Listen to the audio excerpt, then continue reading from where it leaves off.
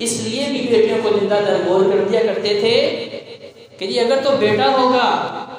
چونکہ وہ بڑی جنگجو قوم تھی، لڑائی جھگڑا کرنا، قتل و غارت کرنا، جنگیں لڑنا ان کے اندر فخریہ کام تھے، وہ سمجھتے نہیں بیٹا ہوا وہ تو ہماری مدد کرے گا، ہمارے ساتھ جا کے میدان جہاد میں لڑے گا، لیکن اگر بیٹی ہوئی وہ ہماری کمزوری کا سبب بنے گی، اگر ہمارے دشمن کے ہاتھ لگ گئی تو پھر ہمیں اس کی وجہ سے کمزور پڑ جائیں گے اور ان کی شرائط کو ہمیں ماننا پڑے گا، اس لیے کہا کہ اپنی بیٹیوں کو زندہ درگور کر دو۔ اس لیے بھی بیٹیوں کو زندہ درگور کر رہے تھے کہ بیٹے کا تو فائدہ یہ ہوگا بڑا ہو کے کمائے گا، ہمیں بھی کھلائے گا، لیکن یہ بیٹی ساری عمر ہمارے کندھوں پہ بوجھ بن کے رہے گی، اس لیے اس بیٹی کو زندہ درگور کر دو۔ اس لیے بھی بیٹیوں کو زندہ درگور کیا جا رہا تھا کہ کل کلام کو اس کی شادی کریں گے تو اپنے داماد کی وجہ سے ہمیں پریشر کے نیچے رہنا پڑے گا، اس کے ماتحت رہنا پڑے گا، اس کی سختی کو برداشت کرنا پڑے گا، لہذا بیٹیوں کو زندہ درگور کر دیں۔ اس لیے بھی درگور کیا جاتا تھا کہ کل کلام کو جب یہ بڑی ہوں گی وراثت سے جو ہے ہم سے حصہ مانگیں گی، کہیں انہیں وراثت میں سے حصہ نہ دینا پڑ جائے۔ جو مال میں نے اپنے بیٹوں کے لیے جمع کیا ہے، جو میں نے جائیدادیں اپنے بیٹوں کے لیے سمیٹی ہیں، ان کے لیے اکٹھی کی ہیں، وہ صرف میرے بیٹوں کا حق ہے، اگر بیٹیاں لے جائیں گی وہ تو پرائے گھر کی مہمان ہیں، لہذا اس لیے بیٹیوں کو زندہ درگور کیا جا رہا تھا۔ لہذا ہمارے معاشرے میں دیکھیں تو یہ سارے اسباب آج بھی ہمارے معاشرے کے اندر موجود ہیں، بلکہ آج تو انسان یہ سمجھ رہا ہے کہ میں تو بڑا ترقی یافتہ ہوں، اس وقت تو یہ گناہ کیا جاتا تھا بیٹی کی پیدائش کے بعد، یا تو فوراً یا 5-10 سال کی عمر میں یا اس سے زیادہ عرصہ گزرنے کے بعد، لیکن ہمارے زمانے میں کیا ہوتا ہے کہ جب اللہ تبارک و تعالیٰ روحوں کو پھونک دیتے ہیں اسی وقت میڈیکل چیک اپ کرواتے ہیں، اور اگر پتہ چل جائے کہ پیدا ہونے والی بیٹی ہے تو اسی وقت جو ہے وضع حمل کی دوائیاں استعمال کی جاتی ہیں۔ آج صرف اس کی شکلیں بدلی ہیں، آج صرف ہم نے اس کی نوعیت بدلی ہے، لیکن مسائل ابھی بھی وہی ہیں جو دور جاہلیت کے تھے۔ وہ کرے تو جہنمی، وہ کرے تو کافر، اور ہم کریں تو اپنے آپ کو مومن بھی سمجھتے ہیں، مسلمان بھی سمجھتے ہیں، اس سے بڑھ کے عاشقان رسول بھی کہتے ہیں۔ اللہ تبارک و تعالیٰ نے بتایا ہے اس قرآن مجید میں ہی سورۃ تکویر، وَإِذَا الْمَوْءُودَةُ سُئِلَتْ بِأَيِّ ذَنبٍ قُتِلَتْ، کہ یہ بیٹیاں کس جرم کی پیدائش میں انہیں زندہ درگور کیا گیا تھا، ناحق ان کا خون بہایا گیا تھا، انہیں کیوں قتل کیا گیا تھا۔ دربار الہی میں اللہ سوال کر رہا ہے تو وہ ننھے منھے سے بچے انہوں نے جواب کیا دینا ہے؟ دراصل یہ جواب دینے والے کون ہوں گے؟ وہ قاتل ماں باپ ہوں گے، انہوں نے یہ قدم اٹھایا ہوگا۔ بِأَيِّ ذَنبٍ قُتِلَتْ، آج دیکھیں ہمارے معاشرے میں بھی ایسا ہے، ہم کہتے ہیں کہ ہمارا معاشرہ جو ہے وہ مردانہ معاشرہ ہے، جس طرح عہد جاہلیت کے اندر خواتین کو تحفظ موجود نہیں تھا جو میرے محبوب پیغمبر علیہ السلام نے آ کے دیا۔ میرے نبی علیہ السلام سے پہلے خاتون جو ہے صرف بازار کی زینت ہوا کرتی تھی یا خواہشات پوری کرنے کے لیے استعمال کی جاتی تھی، اس کو اس کے جائز حقوق نہیں دیے جاتے تھے۔ آج ہمارے معاشرے میں بھی جو ہے خاتون کو صرف بازار کی زینت بنایا گیا ہے۔ آپ ٹیلی ویژن کے اوپر چلنے والے اشتہارات دیکھ لیں یا روڈ کے اوپر لگے ہوئے سائن بورڈ دیکھ لیں، کسی بھی چیز کی مشہوری لینی ہو، کسی بھی چیز کی تشہیر کرنی ہو، اس کے اندر جب تک خاتون کی تصویر نہ لگائی جائے ہم سمجھتے ہیں ہمارا کاروبار اس سے چلنا ہی نہیں ہے۔ لفظ عورت کا مطلب یہ ہے ایسی چیز جو سر سے لے کے پاؤں تک ساری چھپائی جاتی ہو، کیونکہ اللہ تبارک و تعالیٰ نے اسے بھی مردوں کے لیے بطور آزمائش کے پیدا کیا ہے۔ میرے محبوب پیغمبر علیہ السلام نے خاتون کو تحفظ دیا ماں کی صورت میں، کہا تمہاری جنت تمہاری ماں کے قدموں کے نیچے ہے۔ بیویوں کے بارے میں کہہ دیا کہ جب تک تمہارا اخلاق اچھا نہیں ہوگا اس وقت تک تمہارا ایمان مکمل نہیں ہوگا، اور تمہارا اچھا اخلاق وہ ہے جو تمہارے گھر والوں کے لیے اچھا ہے، تمہاری بیوی بچوں کے لیے اچھا ہے۔ بہن کی صورت میں، بیٹی کی صورت میں نبی کریم صلی اللہ علیہ وآلہ وسلم نے خواتین کو تحفظ دیا ہے، لیکن آج ہمارے معاشرے میں بھی یہ تصور پایا جاتا ہے کہ جب ہم نے بیٹی کی شادی کر دی، اسے جہیز دے دیا،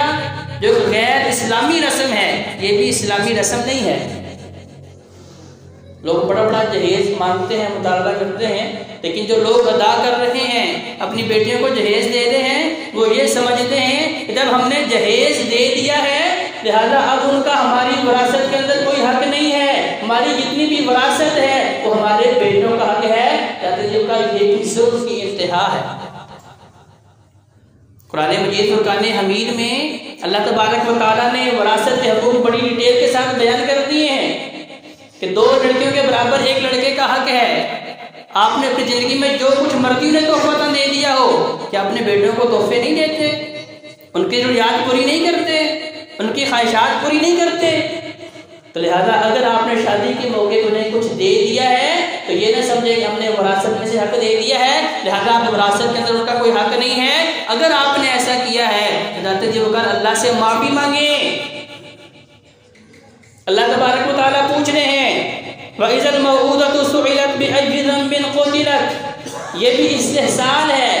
یہ بھی ان کا قتل ہے، یہ بھی ان کے حقوق کو غصب کرنا ہے، ان کے حقوق مارنا ہے۔ وَإِذَا الصُّحُفُ نُشِرَتْ وَإِذَا السَّمَاءُ كُشِطَتْ، اس سے آگے چل کے فرمایا کہ بھئی وہ صحیفے جو تمہارے لیے تیار کیے ہیں، کنہوں نے؟ کرامن کاتبین نے، اللہ کے مقرب معزز فرشتوں نے، جو میرا ریکارڈ تیار کیا ہے، جو میرا صحیفہ بنایا ہے، میری کاپی بنائی ہے۔ وَإِذَا الصُّحُفُ نُشِرَتْ، اسے صرف کھولا نہیں جائے گا، اسے سب کے سامنے نشر کیا جائے گا۔ لہذا جبکار ذرا اس وقت کی سنگینی کو اپنے سامنے رکھیے۔ ایک یہ ہے کہ میں اپنی غلطی کا خود جائزہ لوں، کسی کو پتہ بھی نہ چلے۔ ایک یہ ہے کہ میری غلطی میرا والد مجھے گھر کی 4 دیواری کے اندر پوچھ لے کہ بیٹے تم نے یہ غلطی کی ہے، آئندہ ایسا کام نہیں کرنا، اگر لوگوں کو پتہ چلے گا تم بھی رسوا ہو جاؤ گے، میری بھی عزت خاک میں ملے گی۔ یہ گھر کی 4 دیواری کی بات ہے، لیکن ذات جبکار میدان محشر کی بات میرا اللہ بیان کر رہا ہے۔ وَإِذَا الصُّحُفُ نُشِرَتْ، جب وہ صحیفے جو کرامن کاتبین نے تحریر کیے ہیں، میرا نامہ اعمال جو انہوں نے لکھا ہے، سارے لوگوں کے سامنے نشر کیا جائے گا، سب کے سامنے اوپنلی جو ہے اسے بیان کیا جائے گا۔ وَإِذَا السَّمَاءُ كُشِطَتْ وَإِذَا الْجَحِيمُ سُعِرَتْ وَإِذَا الْجَنَّةُ أُزْلِفَتْ، اللہ تبارک و تعالیٰ کا غیظ و غضب اس دن اتنا زیادہ ہوگا، اللہ نے بڑے سخت الفاظ میں فرمایا کہ اللہ آسمان کی کھال اتار دیں گے۔ وَإِذَا الْجَحِيمُ سُعِرَتْ، اور جہنم کو اور زیادہ بھڑکا دیا جائے گا۔ تجربہ جو آگ پہلے سے جل رہی ہے اسے اور زیادہ جلانے کا مقصد کیا ہے؟ اللہ کا غیظ و غضب ہے، اللہ تبارک و تعالیٰ کا غصہ جو ہے اس کا اظہار کیا جا رہا ہے۔ وَإِذَا الْجَنَّةُ أُزْلِفَتْ، اور جنت کو انتہائی قریب جو ہے وہ لایا جائے گا۔ عَلِمَتْ نَفْسٌ مَا أَحْضَرَتْ، وہ صحیفے جو آج تیار ہو رہے ہیں، میرا نامہ اعمال، میرا وہ ریکارڈ جو آج فرشتے جو ہے تحریر کر رہے ہیں۔ عَلِمَتْ نَفْسٌ مَا أَحْضَرَتْ، ہر انسان جو ہے اپنے اس ریکارڈ کو اچھے طریقے سے جان لے گا۔ اس وقت ہر چیز جو ہے وہ حاضر کی جائے گی، سامنے پیش کی جائے گی۔ فَلَا أُقْسِمُ بِالْخُنَّسِ، قسم اٹھائی جا رہی ہے، میں قسم کھاتا ہوں پیچھے ہٹنے والے کی، الجوار الکنس، ان ستاروں کے بے نور ہونے کی، واللیل اذا عسعس، اور رات کی جب وہ ختم ہونے والی ہوتی ہے، والصبح اذا تنفس، اور جب صبح کا اجالا جو ہے وہ پھیلنے والا ہوتا ہے۔ اللہ نے مثالیں دے کے کہا کہ جس طرح ایک لمبی رات ہوتی ہے، ایک مریض ہے انتہائی مرض کے اندر، کرب کے اندر مبتلا ہے، جب صبح قریب ہوتی ہے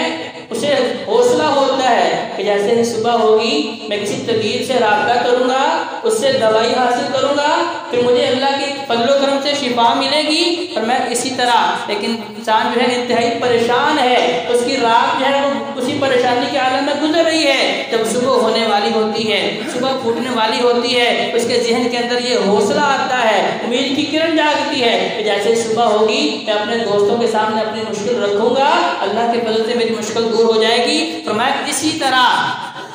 کہ دور جاہلیت کی جو ظلم و بربریت ہے، جنہوں نے نبی کریم صلی اللہ علیہ وآلہ وسلم کو ستانے کے لیے، تڑپانے کے لیے، تنگ کرنے کے لیے کوئی کسر باقی نہیں چھوڑی۔ فرمایا اب یہ رات بھی ختم ہونے والی ہے، صبح جو ہے وہ پھوٹنے والی ہے۔ انہ لقول رسول کریم، لوگوں یہ نہ سمجھو کہ آج تم ہمارے محبوب پیغمبر کو دیوانہ کہہ رہے ہو، شاعر کہہ رہے ہو، ساحر کہہ رہے ہو، ان کے اوپر پتھر جو ہے برساتے ہو، ان کے بدن کو لہو لہان کرتے ہو، ان کے یاروں کو جو ہے تپتی ریت کے اوپر گھسیٹتے ہو، بھاری بھرکم پتھر ان کے سینوں کے اوپر رکھ کے جو ہے خود کہکے لگاتے ہو، تپتے انگاروں کے اوپر جو ہے ان کے ساتھیوں کو لٹاتے ہو، ابلتے ہوئے جو ہے تیل کے کڑاؤں کے اندر جو ہے نبی کے یاروں کو پھینکتے ہو۔ تم کیا سمجھتے ہو کہ نبی کی ساری باتیں فضول باتیں ہیں؟ نہیں نہیں، انہ لقول رسول کریم، یہ تو ایک بزرگ رسول کی باتیں ہیں، اس کی ہر بات جو ہے وہ ہے جو اللہ کی طرف سے منزل من اللہ ہے۔ اس نبی کی کوئی بھی بات خود سے نہیں ہے، یہ نبی اپنے پاس سے بولتا ہی نہیں ہے۔ چاہے ہفتہ گزر جائے، سائل آ کے سوال کرتے رہیں، جواب دیں، جب تک اللہ کی طرف سے پیغام نہ آئے نبی کریم صلی اللہ علیہ وآلہ وسلم کی زبان مبارک حرکت میں نہیں آتی۔ ہفتہ بھی گزرا، عشرہ بھی گزرا، مہینہ بھی گزرا، میرے محبوب پیغمبر علیہ السلام کی پاک دامنہ زوجہ حضرت عائشہ صدیقہ رضی اللہ تعالیٰ عنہا کے اوپر بہتان لگایا گیا۔ پورے مدینے کے اندر جو ہے وہ وبا پھیلی، لوگوں کے اندر جو ہے وہ بات پھیلی۔ اللہ تبارک و تعالیٰ نے جب تک سورہ نور کی آیات نازل نہیں کی، محبوب پیغمبر علیہ السلام بھی انتہائی پریشان ہے۔ وَمَا يَنطِقُ عَنِ الْهَوَىٰ إِنْ هُوَ إِلَّا وَحْيٌ يُوحَىٰ، کہ جب تک میرے اللہ کی طرف سے فرمان نہیں آتا، محبوب پیغمبر علیہ السلام خود سے بولتے إِنَّهُ لَقَوْلُ رَسُولٍ كَرِيمٍ ذِي قُوَّةٍ عِندَ ذِي الْعَرْشِ مَكِينٍ، کیونکہ میرے محبوب پیغمبر علیہ السلام کے پاس جو باتیں آ رہی ہیں وہ کہاں سے آ رہی ہیں؟ ساری کائنات کے خالق و مالک کی طرف سے آ رہی ہیں، اس زمین و آسمان کے نظام چلانے والے کی طرف سے آ رہی ہیں، اس کی طرف سے آ رہی ہیں جس کی ساری قوتیں ہیں، جس کے پاس جو